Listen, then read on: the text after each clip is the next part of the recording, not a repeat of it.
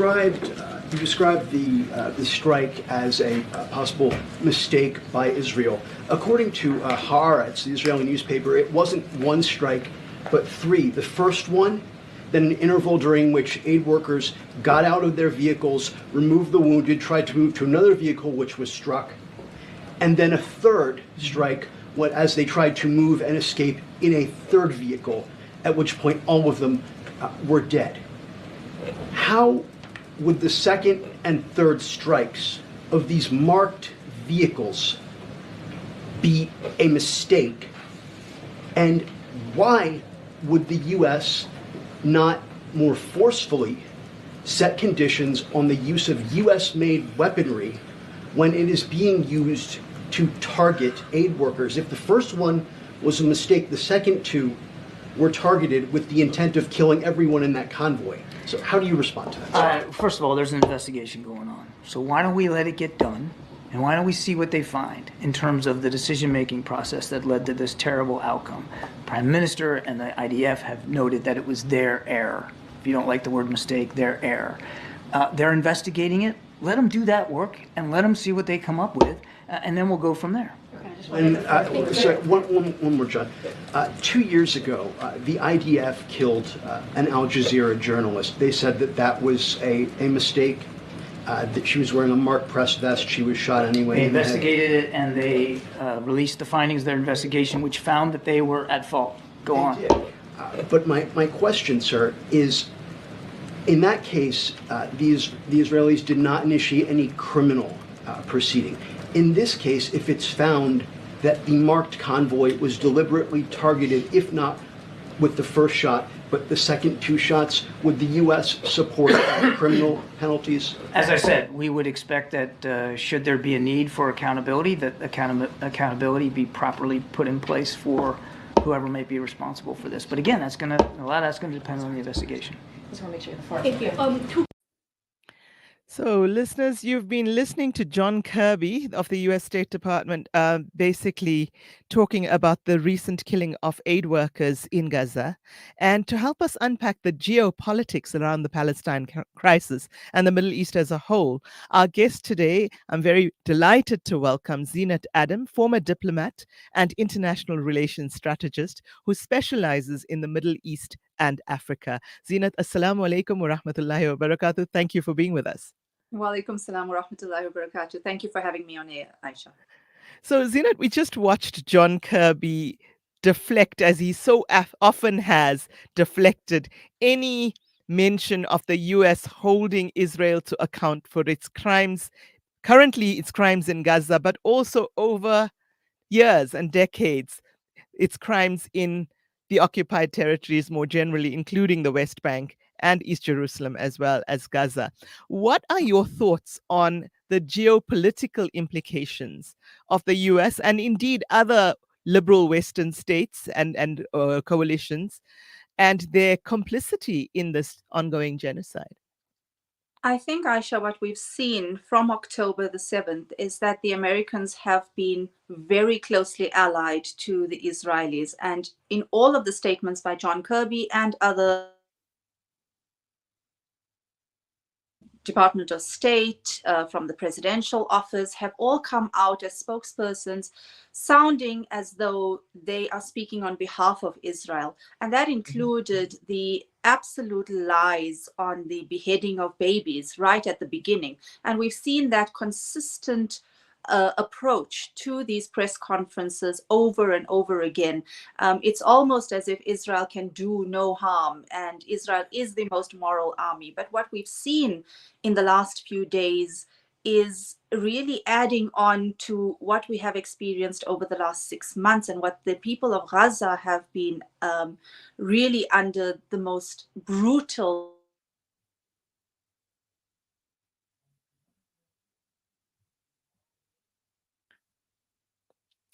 We seem to have lost audio there, Zeenat. Are you still there?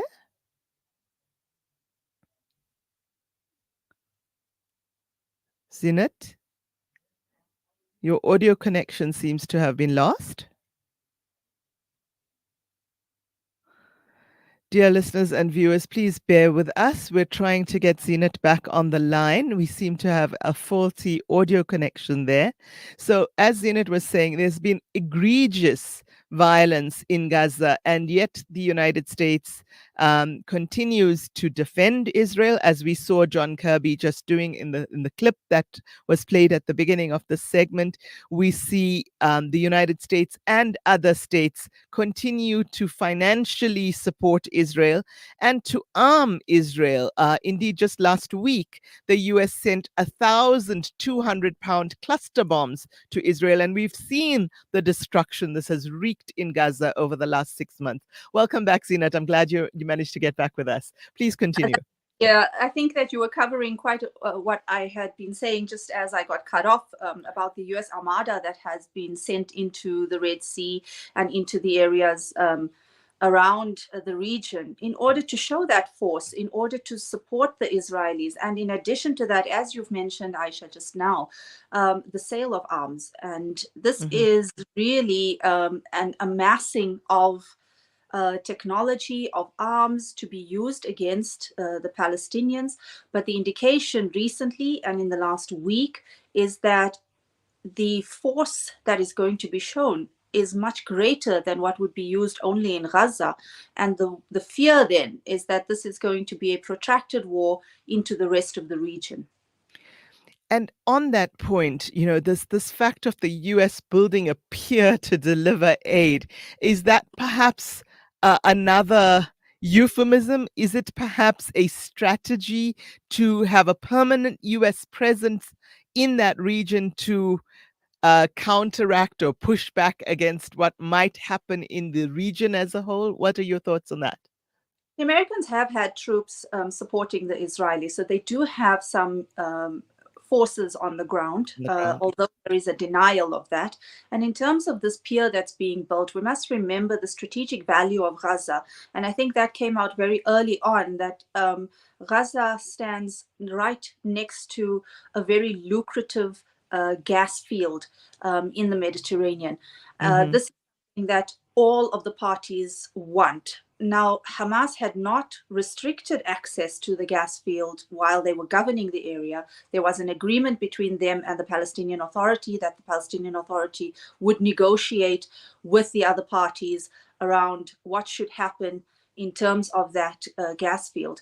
But what we're recognizing and noticing is that there seems to be a lot more ambition to completely annex that. And in addition to the pier that you've mentioned, Aisha, what the Israelis had done as they made their incursions into Gaza is actually to create a highway that would go from pier would exist right into Israel proper, and cutting off and actually splitting the Gaza Strip in half. Yes. The south. Now, this was not just a military tactic. It was not just a strategy in order to forcefully displace the people from the north into the south. And as we saw, the gradual displacement until they've reached Rafah, with the idea of now entering into Rafah itself.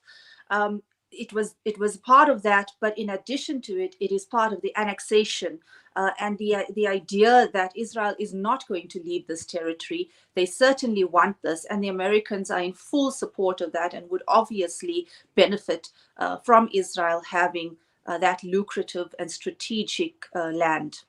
And the access to the gas fields, as you said. Others have also posited that perhaps there might be an alternative canal built which would go through Gaza and then bypass the Suez Canal. I don't know how far-fetched that notion is, but it is certainly something to think about as well. The Ben Gurion Canal was proposed years ago, so it's not something new, but it appears that this is the time that's ripe for them to try and enact it. It's a huge project if they do it, and it would have major implications for the Suez Canal. One of the excuses they have right now is that Israeli and American and their Western allied ships are coming under attack by the Houthi, the Al-Ansar in Yemen, and as a result, they need to look at alternatives and need to look at protecting their trade route. Right. So before we actually delve into the broader implications of the extended war in Lebanon, in Syria, in Yemen, even in Iran, perhaps. What are your thoughts on the geopolitics in the Middle East itself? We've seen that many of the Arab states, many of the Muslim majority states in the region, indeed, perhaps with the notable exception of Qatar to some extent, and to a lesser extent Turkey, we've noticed that all of them have at various times condemned certain actions in Gaza of Israel. For example, King Abdullah of Jordan has been very vocal in the UN, etc. But when it comes to the actual actions of the ground, nearly all of the countries in the region have enabled trade access and food and supplies into Israel. They've maintained ties under the Abraham Accords with Israel, and they have facilitated even the movement and of armaments and surveillance technology and etc. So what are your thoughts on those geopolitics in that region itself with regard to talking one way and behaving another?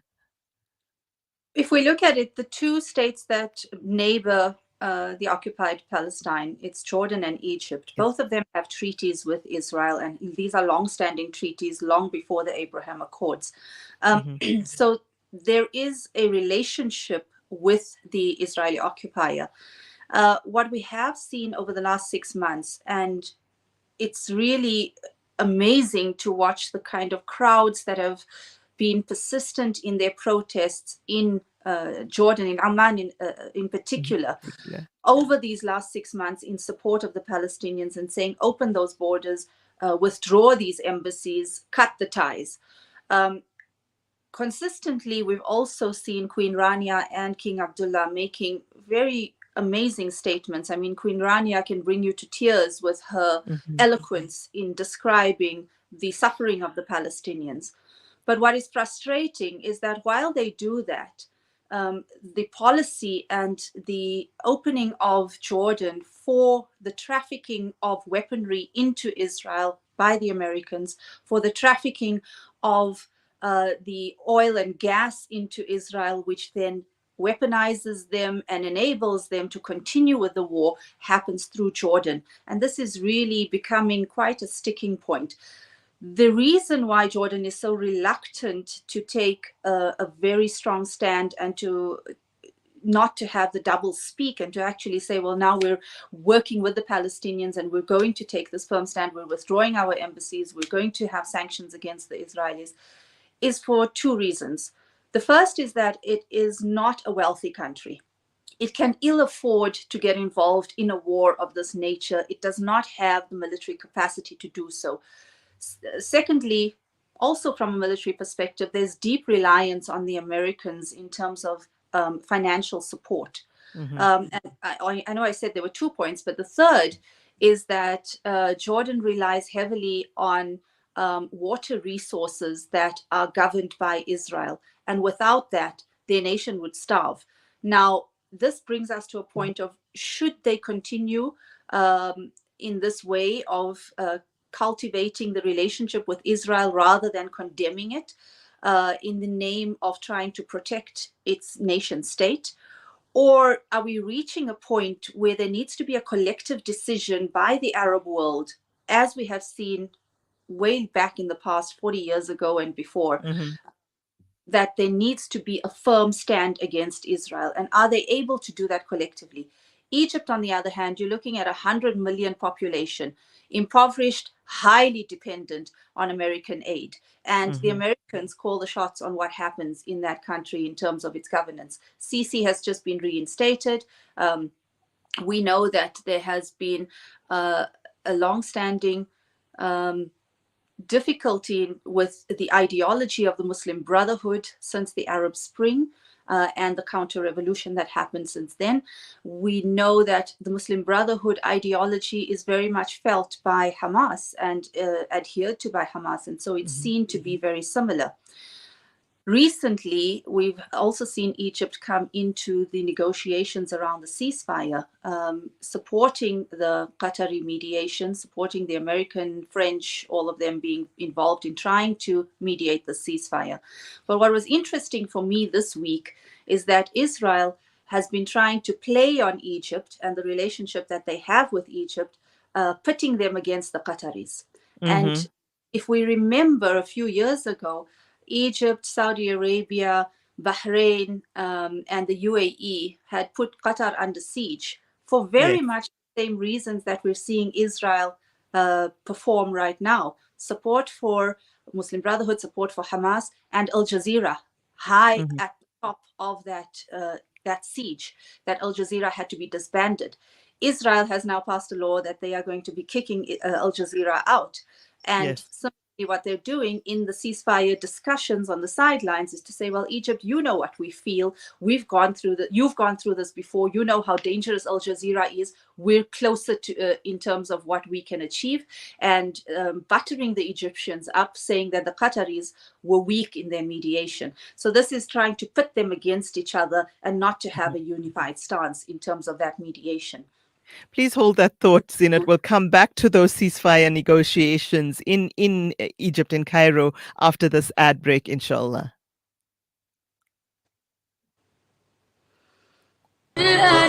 Salam Media, your spiritual companion this Ramadan.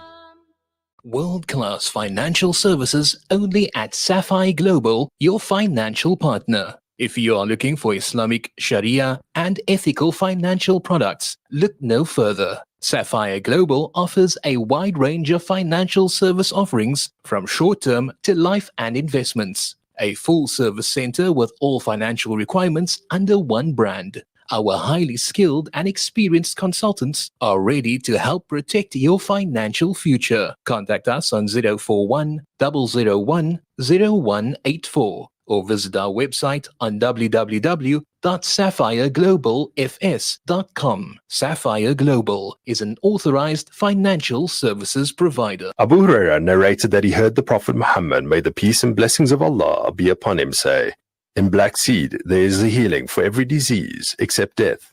This Ramadan, experience the health benefits of this ancient blessed seed by using the Tib Black Seed range. Black seed assists the body to boost immunity, regulate blood sugar levels, reduce inflammation, and act as a potent antioxidant. Experience a holistic approach to health by introducing the Tib Black Seed range into your Ramadan routine. Available in capsules, pure cold-pressed oil, and a vapor rub. Trust Tib Health Sciences for quality black seed products. For more information, visit blackseed.co.za. Available at leading pharmacies. In a first for South Africa, Muslim families can now access priceless private emergency medical care with the only fully Sharia-compliant medical takaful and wellness plan. In the event of illness or an accident, Emergivac Sharia will evacuate you by private ambulance to a private hospital and cover you for up to 575,000 Rand for in-hospital expenses, such as radiology, pathology, surgery, ICU, theatre, doctor and specialist expenses.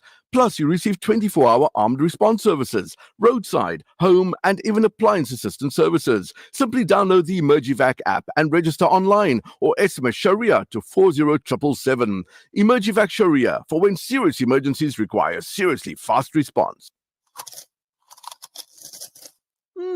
Dad, these Frymax chips are so tasty. Wow, that really takes me back. My dad bought me a Frymax chips every day after school. They were my favorite when I was your age as well. Quality is at the very heart of what we do, and that's why we ensure that every Frymax packet is filled with the beautiful goodness and flavor-packed taste that you've come to expect from us since 1982. Frymax, from generation to generation. You are listening to Salam Media live from our headquarters in South Africa. This is Salam Media, keeping you company this Ramadan. You had mentioned that you reject the idea that this is in response to the war in Gaza or that this is somehow trying to help the people of Gaza. But wouldn't bringing an end to that conflict also bring an end to the attacks on the commercial ships? I believe it would. I believe that the work that the United States is now doing very actively, Tony Blinken, 7 or 8 visits to the region since October 7th, others, myself, the work that everybody is doing to de-escalate in Gaza, to promote that ceasefire, to release hostages, is very critical to a number of other regional crises, but certainly this problem in the Red Sea, I think, will de-escalate. The Houthis have committed to de-escalate when there is a ceasefire in Gaza. We have other actors telling us that the Houthis will do so. We need to drive to that point. That's where we need to go. You said So welcome back, Zeenat. That clip that we've just been watching of Tim Lenderking, the U.S. envoy for Yemen, really making that connection between Gaza and what is happening in the Red Sea. Quite telling, I think. What would you say about that? I think that the Houthi have certainly come into the picture in support of the Palestinians, and they said that very, very early on. So when we talk about de-escalation from their side in the attacks on the trade route, certainly if the situation in Gaza is resolved, there would be a de-escalation. They've made it clear themselves. And they've also been very careful in terms of the number of casualties as a result of their attacks on these ships. They've even gone as far as more recently having negotiations with shipping companies that are owned by Chinese and Russians to say, we will not be attacking your vessels. We're only interested in those who are supporting the war in Gaza. And so that is really telling, Aisha. I think that it has those broader implications. But what has transpired as a result of that is that the Israelis and the Americans and their allies have now put forward the notion that this is not just done by the Houthi in Yemen. And in fact, they are acting as proxies, or what they call proxies, of Iran. Iran has numerous allies in the region, and many of them seem to have sporadically been involved in some way or another in some attacks on Israeli outposts and American outposts. And so this is escalating the kind of tensions that we're seeing. Previously, I think, if we look at the geopolitics of the region, excuse me, up until last year, there were immense tensions between the Arab world and the Iranians. And this meant that they were much pitted against each other, and it appeared to be sectarian violence and tension. There's an idea that has been propagated for the last 20 years, including by King Abdullah, who coined the phrase of the Shia crescent that is growing in the region. But that was put to bed by a negotiation between Saudi Arabia and Iran, mediated by China ahead of the BRICS summit. And that seems to have calmed tensions quite dramatically. And there hasn't been much happening since then. We know that Saudi Arabia and Iran and a few other Arab countries have now joined the BRICS conglomerate. This has an implication in terms of how any escalating tensions in the region would play out. Up until that point, we would have seen many of these countries still on the side of the Americans and working very much towards those Abrahamic Accords and the normalization of relations with Israel. Those normalizations have been parked for a while. We've heard from the Americans that Saudi Arabia is still very interested in a normalization deal, and that some of the other countries, they've even mentioned Qatar, although Qatar has seemed to say that they're not yet in that position, looking at normalization with Israel. Under the current circumstances, none of those countries would be able to have a normalization deal because they would come with a lot of backlash from their own population. And even though some of them are monarchies and decisions like this don't go through a democratic process, it would still have a major impact on their ruling class. So they're being very careful with this. But it also impacts on the idea and the reintroduction of the idea of a two-state solution. And in these discussions since the 7th of October, we're seeing more and more countries, particularly from Europe, saying that they would move towards the recognition of a Palestinian state. Now, this seemingly looks like it's a good solution for the Palestinians and it would bring about a peace negotiation. The problem with that is we've been through it before. The problem with that is that we've had the Oslo Accords, And the incursions by the Israelis through settlements that have been created has completely dismantled the idea of a two-state solution. And when people are talking about a two-state solution, they're talking about recognition of a Palestinian state, but they're not talking about the intricacies that go with that. What happens in terms of security issues? What happens in terms of citizenship issues? What happens in terms of the access to land? There are major sticking points that cannot be resolved in the mere saying we recognize a Palestinian state when there isn't any state infrastructure. Absolutely. And I think, these are some of the sticking points for Hamas as well in the current negotiations. Of course, the immediate negotiations are for a ceasefire, but in the medium to short term, it's also about what a Palestinian state might look like, or whether the only viable solution is now a one-state solution. But before we get into that, Zeenat, very interestingly, you brought up what some commentators have called the Sunni Shia detente, of last year, and the fact that there's been a calming of tensions between the Sunni Muslim world, particularly Saudi Arabia and some of the other countries in the region on the one hand, and Iran and some of its allies on the other.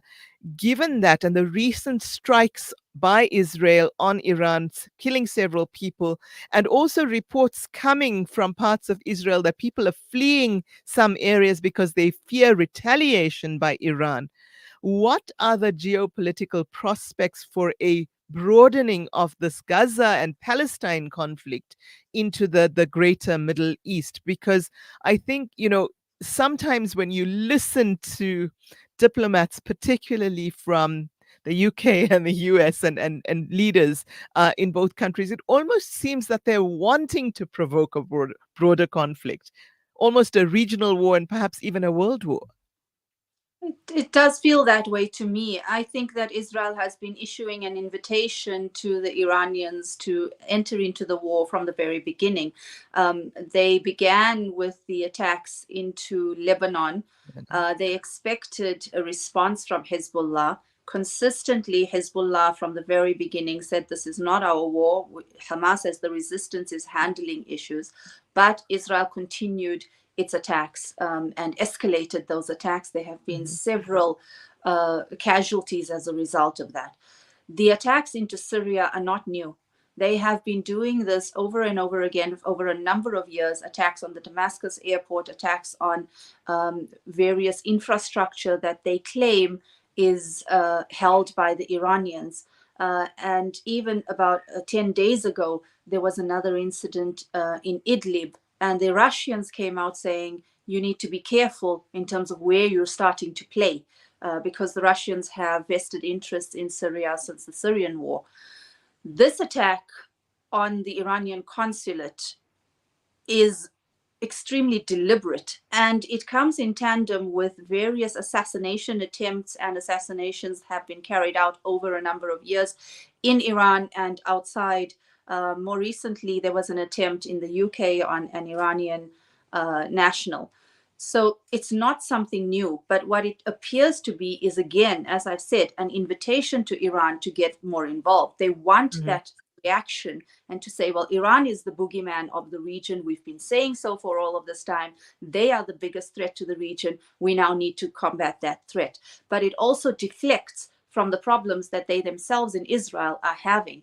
And we must remember that engaging in this war, beyond trying to say that this was a response to the resistance attacks on the 7th of October, it is about their occupation, but also it's about Netanyahu's survival as a politician. Absolutely, yes. And I don't know if you've seen, I just saw it on breaking news during the ad break, but Benny Gantz, member of Israel's war cabinet, has just come out and called on Netanyahu to basically have elections, and obviously in an attempt to oust him, as so many protesters have been demonstrating towards on Israeli streets in recent days. We saw huge turnout on Saturday over the weekend, people calling really for Netanyahu's head. So if that were to happen, if we see a changing of at least the top leadership, the prime ministership in Israel, what impact would that have on the region, and what what then would be the implications for the negotiations currently ongoing in Cairo? What do you see as the short-term implications for those negotiations, as well as the more medium to long-term ones? I think let's start with the idea that Benny Gantz is now challenging Netanyahu to an election. Whether that will actually play out, we have yet to see. Excuse me. So we'd look at that, but the protests have been really persistent. And while we have been looking at what's been happening in Gaza and the onslaught and the genocide that's been taking place there with absolute carnage, what has been happening in Tel Aviv is protest action from various aspects of Israeli society, including some of the very conservative members, on numerous issues related to the war. The first has been on the issue of the hostages and having them released. And even some of the families of the hostages have said, we want a negotiated settlement from as early as the first week of the situation. And we must remember, Hamas taking of those hostages was a very strategic move. Their idea was, if we take these hostages, as has happened in the past, we will be able to then negotiate the release of the Palestinian captives who are held in Israeli jails and who are also considered hostages, more than 2,000 of them. So the idea was, if we have Israeli nationals, we'll be able to have that negotiation. What happened is that Netanyahu saw an opportunity and decided, well, I'm not going to bother about these hostages. They sought the Hannibal Directive, and that means that the hostages can be casualties in the greater idea of a war on Gaza. So you've got the hostage families who have been out there. You've then got those who do not want to be conscripted into the IDF. You've also got those in the peace camps who are trying to say this is not what we should be doing, and recognizing that there's a genocide. And this is a building protest that is happening in Tel Aviv, and it's applying intense pressure on this right-wing government that has put war above everything else. And certainly has used the hostages as an excuse, but doesn't really care about them, because their idea is just to continue with war. If they go into elections, Israel is currently at its weakest position, and Netanyahu is not only a threat of being ousted as a result of his actions in the Gaza war, but also because he's had political pressure and faces a jail sentence for corruption as well. So it's got multiple faceted aspects to that. And I think the implications it has, as you've asked me, on the ceasefire negotiations, it certainly does have an impact on that. About a week or two ago, we heard that the United States was extremely frustrated with Netanyahu and the approach that he's taking to the negotiations and really sticking his heels in. We know that most of the negotiations are being conducted at an intelligence level. And so you've got Mossad chief being the chief negotiator on their side. The Qataris, who had been leading on the negotiations and are still involved in those in Egypt, also expressed frustration, saying that it is Israel that seems to be the most difficult in trying to find the solution. Now, the sticking points that they have is that Israel is not interested in a permanent ceasefire. They're only looking at a temporary truce. The second issue is that they do not want a military withdrawal from Gaza. The third is that while Hamas is saying that they would like to see the safe return of the internally displaced people who are currently housed in Rafah to be able to return to northern Gaza, Israel is absolutely refusing that return, which means that they're looking at complete annexation. And then, of course, when it comes to the negotiations around the release of the hostages in exchange for the Palestinian hostages who are held by Israel. Yeah, so there's still many factors on the table in terms of what Hamas, the minimum that Hamas is demanding, and the absolute refusal of Israel to even countenance some of those. Zeenat, I'm afraid that's all we have time for today. Once again, thank you so much, Shukran Jazilan, for being with us this morning. I really appreciate it, as both as a colleague and a friend, that you agreed to do this so early in the morning and, in the last 10 days of Ramadan. So Jazakallah khair to you and Ramadan Kareem for the rest of the month. Please remember me and all of us here at the studio, and indeed our listeners and viewers as well, in your du'as, inshallah. Shukran jazeelan. Assalamu alaikum wa rahmatullahi wa barakatuh. Wa alaikum assalam wa rahmatullahi wa barakatuh. And with that, dear listeners, we go to an ad break before our next segment, which is exploring Ramadan in Nigeria today.